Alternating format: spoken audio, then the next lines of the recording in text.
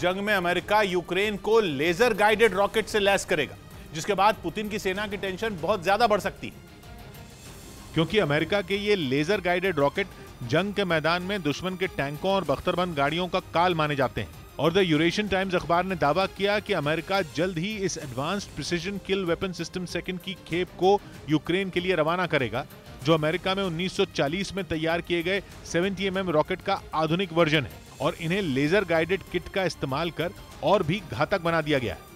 हालांकि अभी यह साफ नहीं हो पाया है कि जेलेंस्की की सेना किस प्लेटफॉर्म की मदद से इन रॉकेट को लॉन्च करेगी, लेकिन दावा है कि यूक्रेन की सेना के पास पहले से मौजूद तुर्की के बारकताश TB2 ड्रोन की मदद से दागा जा सकता है, और यूक्रेन की सेना anti tank guided missile system की मदद से भी इन्हें लॉन्च कर सकेगी। इसके अलावा इन्हें मी-17 हेलीकॉप्टर पर भी लोड किया जा सकता है। उधर युद्ध के बीच कनाडा के प्रधानमंत्री जस्टिन ट्रूडो ने अचानक यूक्रेन का दौरा किया। उनकी जेलेंस्की से मुलाकात भी हुई, जिसके बाद उन्होंने पुतिन को चेतावनी दी और आरोप लगाया कि यूक्रेन में वॉर क्राइम के लिए वो जिम्मेदार है, और यूक्रेन को भरोसा दिया कि कनाडा उसके साथ है। अचानक यूक्रेन पहुंचे जस्टिन ट्रूडो ने कीव में कनाडा के दूतावास में झंडा भी फहराया, जिसके बाद उन्होंने ये साफ कर दिया कि कनाडा कीव में अपना दूतावास दोबारा खोल रहा है। यही नहीं, खबर है कि वो जंग में तबाह हो चुके इरपिन भी पहुंचे, जिसके बाद ट्रूडो और जेलेंस्की एक साथ मीडिया के सामने आए। इस बीच प्रेस कॉन्फ्रेंस में ट्रूडो ने जेलेंस्की का साथ देने का वादा तो किया ही, पुतिन को चेतावनी भी दी। यही नहीं, बाइडेन की तरह ही उन्होंने भी यूक्रेन में वॉर क्राइम की बात की और इसके लिए पुतिन को जिम्मेदार ठहराया।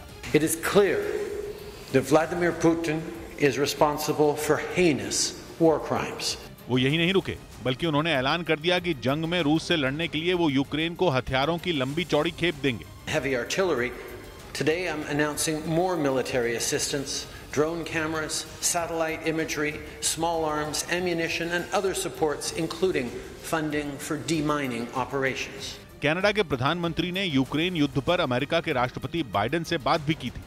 कहा जा रहा है कि इस बातचीत में बाइडेन ने कहा कि वो भी यूक्रेन का दौरा करना चाहते हैं। बाइडेन इससे पहले यूक्रेन के पड़ोसी देश पोलैंड का दौरा कर चुके हैं, लेकिन वो यूक्रेन नहीं जा पाए थे।